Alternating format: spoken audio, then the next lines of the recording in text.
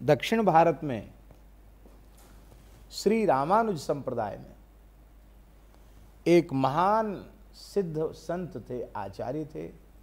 उनका नाम था श्री स्वामी लक्ष्मी नारायणाचार्य जी महाराज। वेदांत शास्त्र के प्रकांड विद्वान थे, भगवान के महान भक्त थे, आचार्य थे, जगत गुरु थे। विशाल मठ था उनका, श्रीरंगम में विशाल मठ था उनका। पर एक बार वे आचार्य चरण विचार करने लगे और विचार करते करते उनके हृदय में ऐसा भाव जगा, महाराज विलक्षण भाव उनके मन में आया कि भगवान श्री रंगनाथ ने हमारे ऊपर कितनी कृपा की है। हमें मनुष्य बनाया, मनुष्य में भी भारतीय मनुष्य बनाया, उसमें भी पवित्र वैदिक ब्राह्मण कुल में हमारा जन्म हुआ।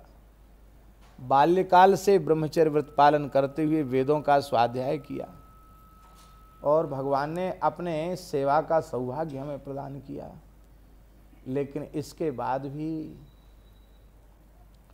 भगवान के प्रति जैसी कृतज्ञता का भाव हमें ज्ञापित करना चाहिए था, वह कृतज्ञता का भाव हम अब तक ज्ञापित नहीं कर पाए।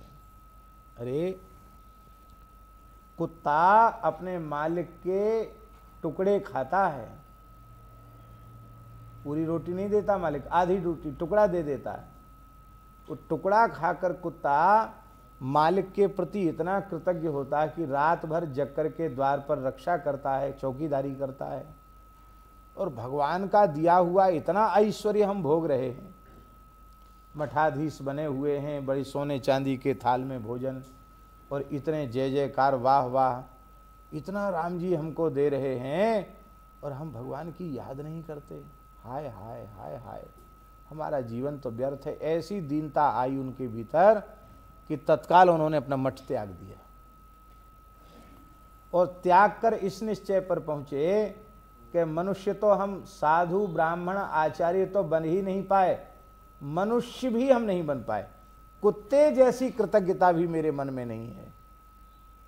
तो चलो उसके मनुष्य के जैसी तो है ही नहीं, तो कुत्ते की नकल तो करें। तो उन्होंने अपने मन में पक्का निश्चय कर लिया कि मैं रंगनाथ भगवान का श्वान हूं, कुत्ता हूं।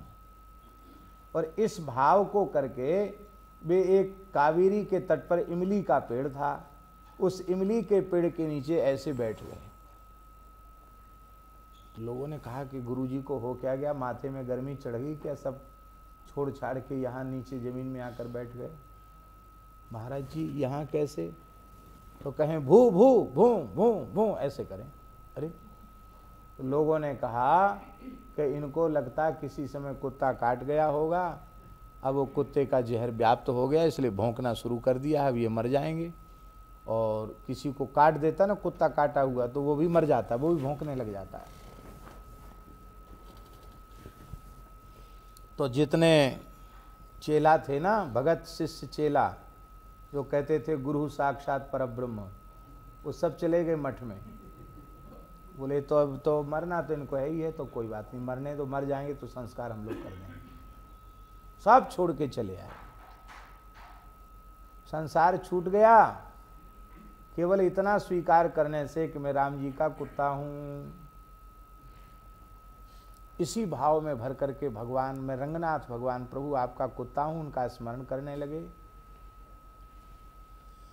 अब तक जीवन में भगवान का प्रत्यक्ष दर्शन नहीं हुआ था, पर आज ही मठ छोड़कर आए थे और जैसे ही रंगनाथ भगवान की शयन हो गई तो श्री रंगनाथ भगवान भगवती महालक्ष्मी जी के साथ स्वयं अपना अधरामृत लेकर के पधारे।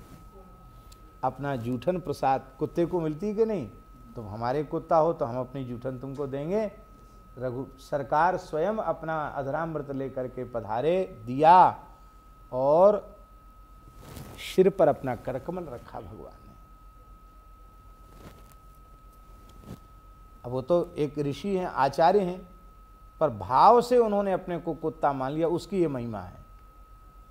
और कहते भगवान का के करकमल पधराते ही उनका देह भगवत तुल्य हो गया, वे चतुर्भुज हो गए और सदेह वैकुंठ गए, देह नहीं छोड़ा उन्होंने।